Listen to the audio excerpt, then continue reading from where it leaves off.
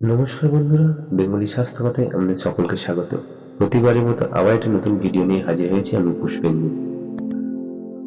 আপনারা কি কখনো ভেবেছেন বা ভেবে দেখেছেন, যখন আমাদের জন্ম আমাদের ইচ্ছা অনুসারে হয় না বা আমাদের ইচ্ছা অনুসারে হয় না, এবং আমাদের মৃত্যু আমাদের ইচ্ছা অনুসারে হয় না, তাহলে জন্ম এবং মৃত্যুর মাঝখানে এত অহংকার কেন আমাদের?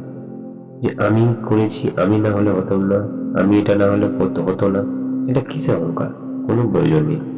জন্ম এবং মৃত্যুর মধ্যে ঘটে যাওয়া সব ঘটনা আমাদের ইচ্ছা অনুসারে ঘটবে, এটা কি করে ভাবলে? এটা কি করে ভাবতে পারলে? কারণ আমাদের কোনো ঘটনা আমাদের ইচ্ছা অনুসারে হয় না। যারা অন্যের উপর নির্ভরশীল ব্যক্তি, তারা কখনো সুখী হতে পারে না। তাই যাতে আপনি নিজের ইচ্ছা নিজে পূরণ করতে পারেন, লড়াই করবার ক্ষমতা সবসময় নিজের মধ্যে রাখতে হবে, তবেই তুমি নিজের ইচ্ছা পূরণ করতে পারবে। লড়াই করবার ক্ষমতা সবার মধ্যে থাকে, কিন্তু কেউ জিততে পারে, কেউ জিততে পারে না। কারণ কি? কারণ যে তার ইচ্ছেটা থাকতে হবে, তবে সে জিততে পারবে। কারণ আপনি আপনার রাস্তা নিজেই পছন্দ করে খুঁজতে হবে। কারণ আপনি নিজেকে অন্যের চেয়ে নিজে সব থেকে ভালো চেনেন। মানে আমি আমার আমার আমি কেমন, আমি কি, সেটা আমি ভালো চিনবো।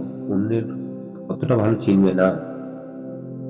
বিচারকে সব সময় নিজের মধ্যে বশ করে সঠিকভাবে সঠিক বিচার করতে হবে।